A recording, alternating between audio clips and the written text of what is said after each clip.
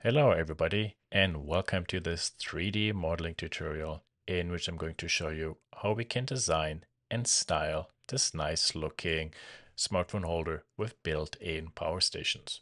So I will go over all the sketches, the modeling steps, how to also create these imprinted shapes for the power charging positions. But what's really interesting you will see is this design has actually a flexible neck. And how can we set everything up so I can prototype that in Fusion 360 like here. You see, I adjust my sketch and everything follows. Curious how to do it? Okay, let me show you. So we are inside a new design. I will switch to millimeters for the unit system, right click, the history is turned on, we go into a right view, I have orthographic turned on, and let's create a sketch on the ZX plane. On the origin, I draw a line up and over, click OK, and then on the origin, a line to the left and up and OK. I have perpendicular constraints, so all these lines are horizontal and vertical. Because this is vertical, let's add some dimensions. This is 15 on the right side. The top line is 35. This is 50, and then the small piece is 10. I would like to have a really nice and smooth transition here. So how could I actually do this? That's pretty easy. We go to the spline command, control point spline, and then this is G0, click, this is G1, click, this is G2, click, and the end. Perfect. If you clean up these two lines, we want to be horizontally constrained. And then these three lines selected, we make equal. And now you see we have a really nice and beautiful curve. Starts with a hard corner that's intended, and then it slows down and becomes linear and flows into this line. Beautiful. Okay, this is nice. This, by the way, looks better than using an arc, just for comparison reason. You see this is really flat, and then look where the arc touches the line. And my spline here already looks way more linear than the arc. The arc, for example, is G1 tangent. This spline is G2. Anyway, we can go finish, select this, sketch profile, select this edge, and then we do a revolve command. Beautiful. Let's turn off our visible edges, so we only have the shaded preview, and then if we rotate, there we can see, so here's actually the edge. The highlight is nice and smooth. This is exactly what I was looking for. We go to the zebra analysis, take a look. So I'm just selecting this edge so I know where it is. Very good. Okay, beautiful.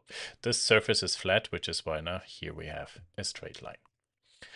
Right click, delete the zebra, and this sketch from the moment did its part. And let's go and work on the neck. Instead of putting everything into one sketch, I simply create two sketches. That's the preferences. And this is for the base, and now I will make the piece for the neck. So a new sketch on the same view. I would like now to bring this in as a reference. So I will go and say intersect this surface with my sketch. And then you see here, I have a line. Very good. So what I can do now is I use the line tool and click up, click over, click down, press D. Maybe at the bottom I say, oh no, actually, let's do this here on top. That's easier later. You will see this will be 5. The height Let's make 72, and then here, this distance, we make 3 millimeters. Beautiful. So this is actually the base of our stand. We can do a revolve. There we are.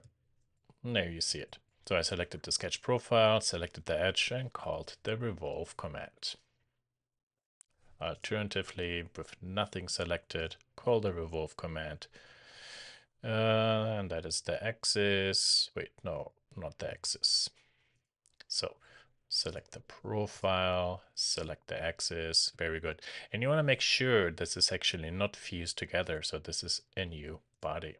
So you need to see 2 bodies here. Good. Okay. Then I will hide this, right click, edit the sketch, go to a side view.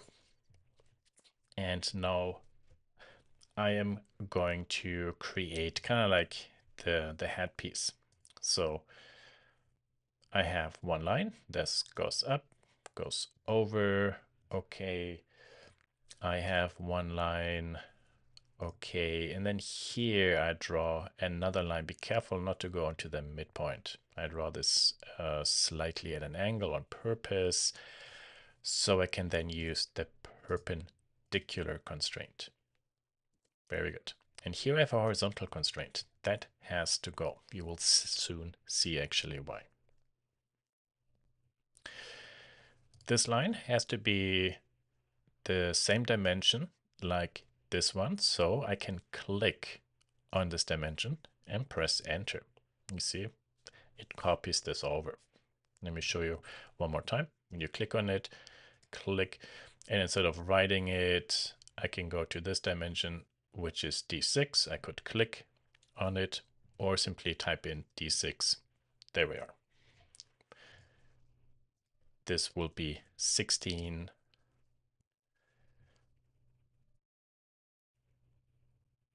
And here we make this 1.5. Very good.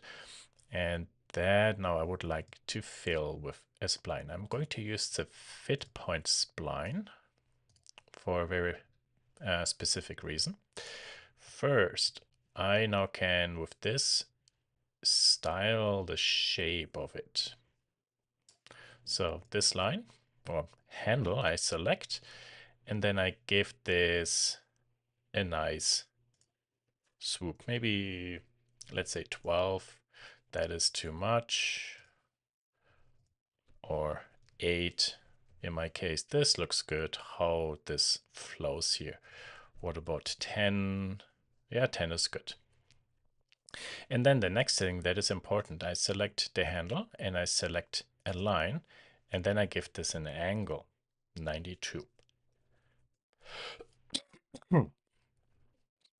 So with this angle, I can now basically rotate the rest. That didn't really work out the way how I wanted this right now. So, yeah. You will soon see actually. Hold on 1 second.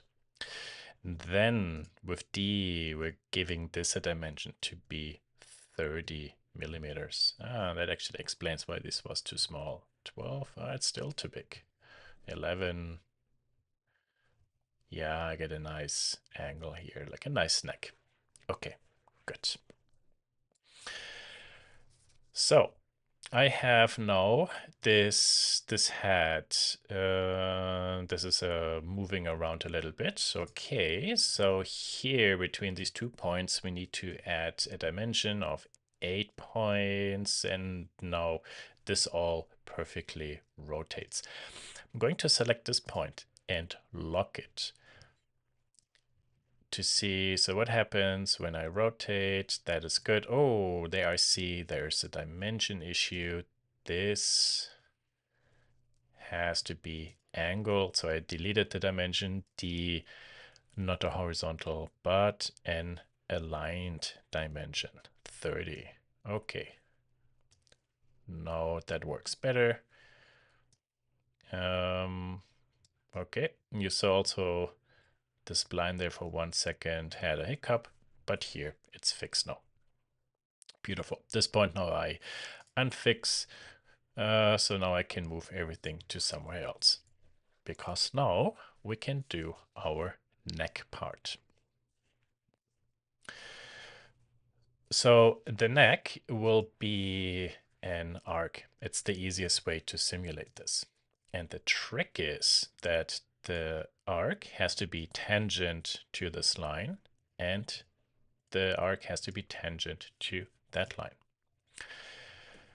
You see, all these lines are not vertical horizontal, but they have 90-degree angles, so perpendicular constraints. And that is why I mentioned before, none of these lines can have the horizontal vertical constraint.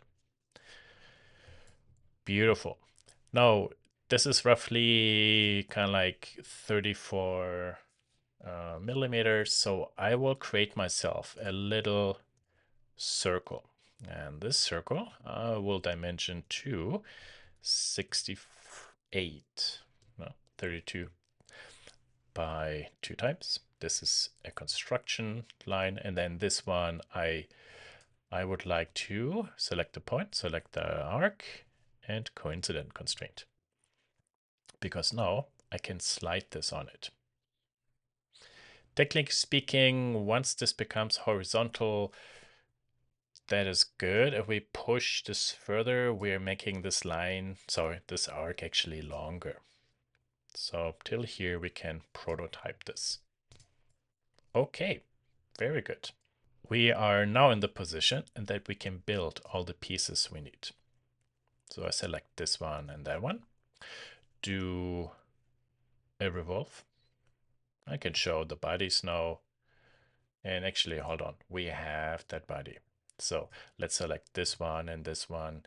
Do a revolve, right click, repeat this one to there, and not join. Okay, and this is now flexible. We can't revolve it, but we can use the pipe command. We do a pipe, and this is 4 millimeters. No, section.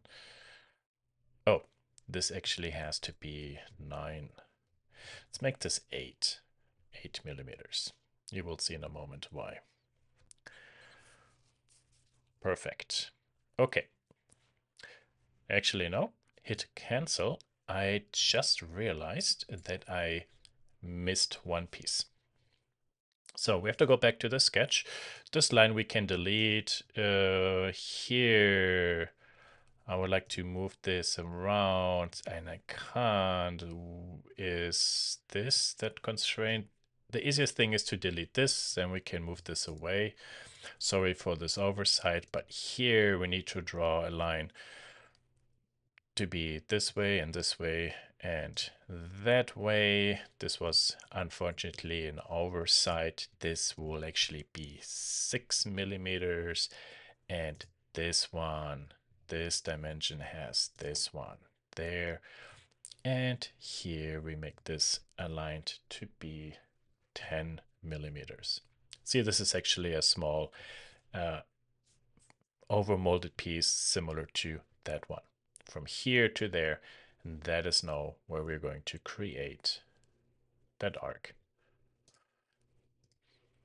This was not ideal. On the other side, a little bit more practice gets you better into the groove. 68 millimeters, and there we are. Construction, and then that point, shift this point, sorry, arc, and coincident. Cool. Okay. So that is done, that's done, that's done. Then we can do this sweep along here. Do not join. Thank you, because this is an individual body. There, and this is an individual body. Okay. Back to the pipe command, and we do this. I think we set 8 millimeters. Yeah. Okay. Perfect. Here we actually do join, because this is actually one overmolded surface over what's inside. Why did I do actually join these now? Well, here is one nice trick. So these edges are hard, and I would like to chamfer them to build a nice transition. We're going to use the to distance option. So this one goes down, this one goes in. And you see here I have, so that's a longer one. We can make this 3, and this we make 1. We make this 1. It's totally snug now onto that pipe, because this was 10, this was 8. Very good. Then we go to plus and add a new set here. And here now, that is actually, what value is this? Hold on, I clicked OK, right click, edit feature. So this is the 33, 32. To see which one is doing what. So this is now the 33. And then we know this one is the 32. So I was linking them. Also there again, you see these references. Perfect. Cool. Now, because they're all joined, they have shared edges, and then we can round these edges with a fillet command. Very gentle, 4 millimeters. I would like this to be curvature, so it's a nicer, smoother transition. Pretty cool. If we prototype this and take a look at this point and move this around, everything should follow. It does. Cool. Okay. We also have a little bit of a base down here, so I will use the extrude command, 0.25 millimeters, but as a new body. Thank you. This is more an insert, but it slightly goes lower. And then we make this 2 millimeters go in, -2. Sweet. Okay.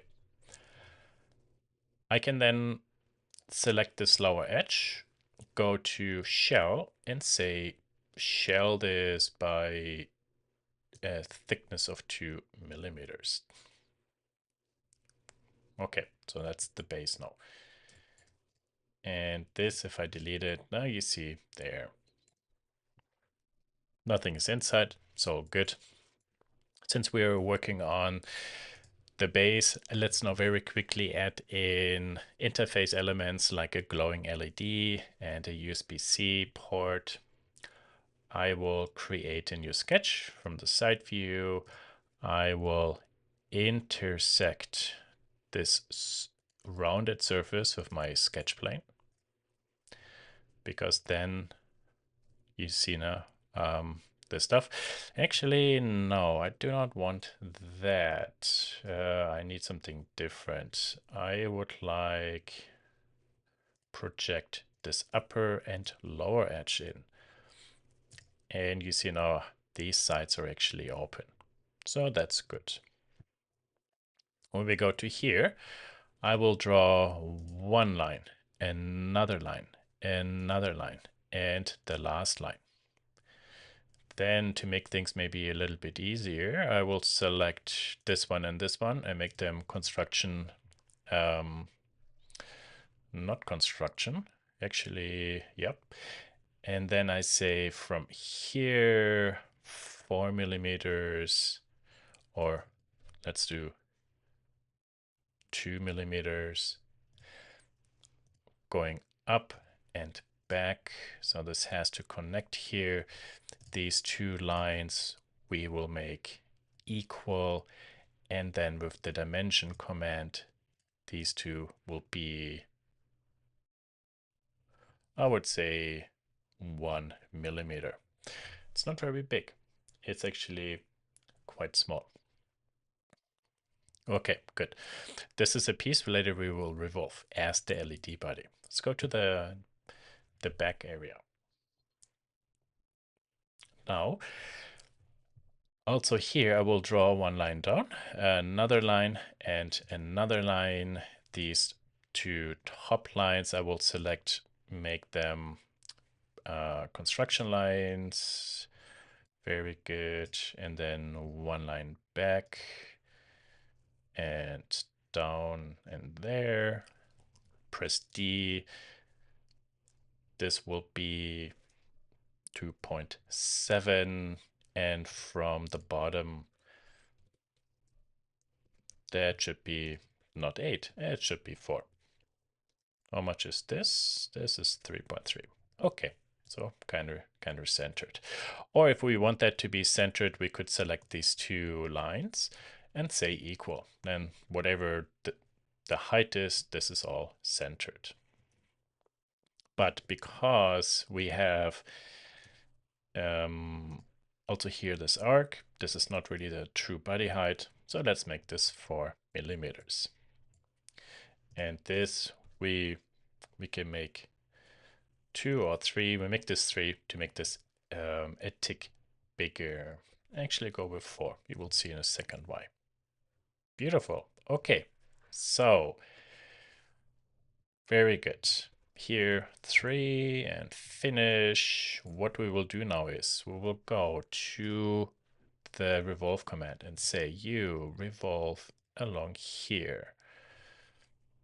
There's the body. We don't want to cut, just make a new body. Okay, beautiful. And then we can go to modify and say, hey, from this, I would like subtract this LED body, but instead of cutting a hole only, cut the hole and keep then the LED piece. Oh, there you see it. So we can later texture it. We have now this rectangle. I will select it. Then I will go to extrude. I will set this to be both sides. Actually, no. Symmetric, 8.5 millimeters. And do a cut. Now this is the USB-C opening. To make this look less boring, I am rounding these edges a little bit. Let's say 1. Very good. Why did I make this also bigger? You see, this is actually an arc. So these lines needed to be at least so far so that they completely cut through this bent arced surface. And that's it. Okay, very good. So this all looks actually quite nice. This is all good. How do we do the kind of like this detail for the power identification icon? So we select this top surface of the head, whatever, click on sketch. Then I will go to project this into my sketch, because then I have the center point. I can zoom in a little bit. And now I will draw myself a line here.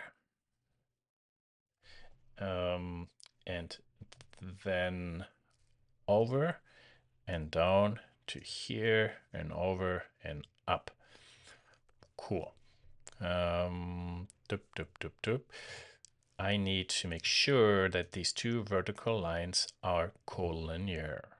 I need to make sure that here we have the perpendicular constraint, so I do not have to make these horizontal anymore. Press D, and then I can say this point to here, that should be 4 millimeters. And this one to here, that should be 10. I need to move everything back. There and there. Nice sketch seizure. Then also I can select, for example, this point and the circle origin and say, hey, be vertically constrained. Press D. Then I can say U to U are 0.5 and U to U, click and reference this 0.5. Very good. Equal constraint. These two lines are equal. These two lines are equal. And if everything is done, you see this should be nice and black. So the sketch is fully constrained. And then we just draw one circle around it, 19 millimeters. Cool. Okay, that one is done.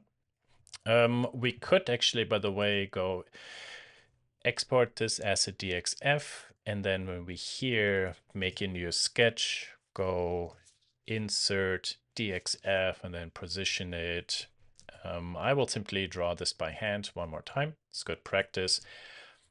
So we created the sketch, go to project this edge in.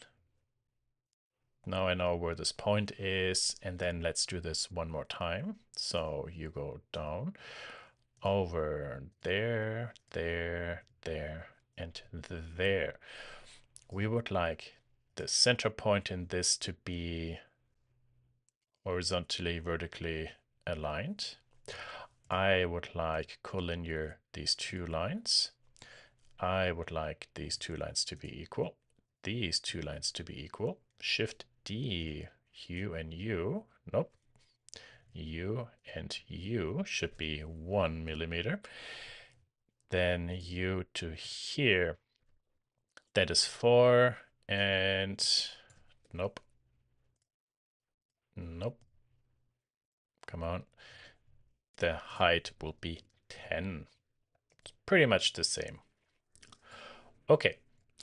We also do have a circle, not a circle, but another element that goes around it. So I will draw here just a line, and this line I will make construction because it has a midpoint. Because then I have the ability to go to center rectangle, find the midpoint there, draw this one out, and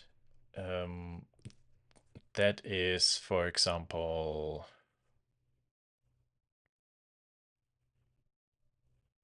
we can make this 24 by 20. Oh, let me quickly measure. So how much do we have? It is 20 by 25.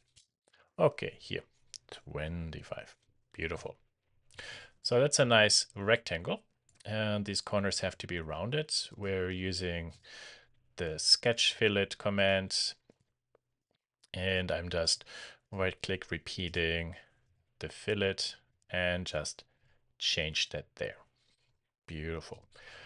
Okay, so this has a radius, this has a radius. I can, by the way, link the radii together, or what I can do is I can say you, and you, please be equal. So that means when we change this fillet radius, the others all adjust. So see, it was pretty easy to draw the rectangle, then we round the edges. Cool. Okay. We can move this around a little bit to, let's say this should be for the, like an eye watch or something. We can move this around where this should be. Then to detail everything, we select this sketch profile, go to extrude and extrude this in minus 0.25. So minus 0.25, keep that in mind. Then we can go to the pipe command, select this, pipe it, and now what do we use for the section size? That is the diameter. So 0.5. Click OK. There we are. Cool. Okay, let's go to a side view, go to section analysis, select this one. We might have to flip it. We can zoom in and yeah, you see, so diameter of 5, the radius is 0.25, 0.25. Cool. Okay, all correct. We do have something here, change parameters. I will go to there just in a moment. You see here is my pipe and extrude command. Also here, we are going to punch this down, minus 0.25. And then here's the pipe command along here, 0.5. Very good. And if I now go to the change parameter, maybe change my view here, change this a little bit. This is where we have all the variables and commands here, here, here, here. Those I would like to take a look at. So this is the first one, 0.25. This is D67. And this is, for example, 0.5. So this is D67 multiplied by 2.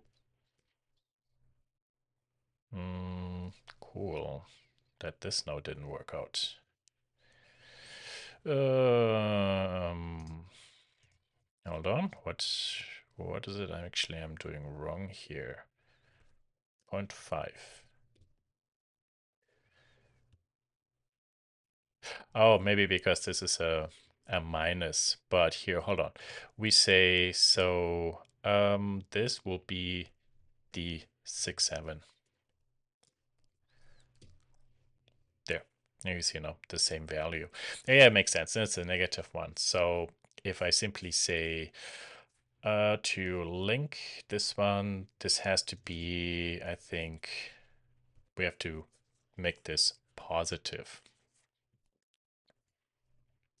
So here we could say that is D71. Okay, no, 0.05.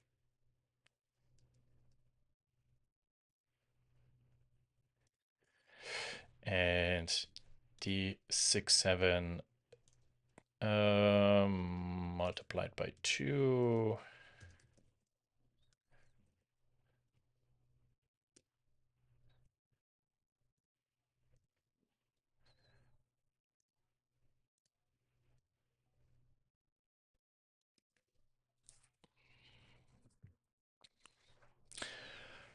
Okay, then we can exit this. Very good.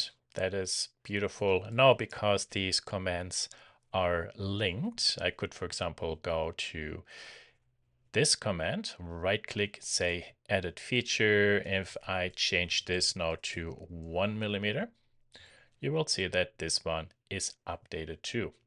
Alternatively, just as a tip, I can always go back to here, take a look at here is this 1 millimeter, 0.5, and change it. Since we're talking about housekeeping, I could also say right click, rename. This is maybe power symbol, let's say 1. And if I go to change parameters, there you see the name being updated. Okay, beautiful. That is it. Now when we go back to do our final tests, since all these other detailing steps happened afterwards, if I move this, the power symbol should perfectly follow it. And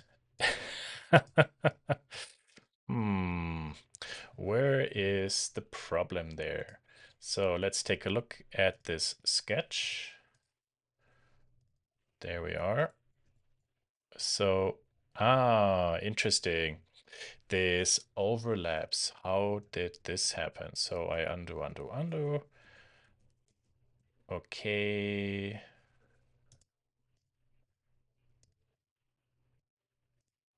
Let's go back to the sketch and see. Oh, yeah.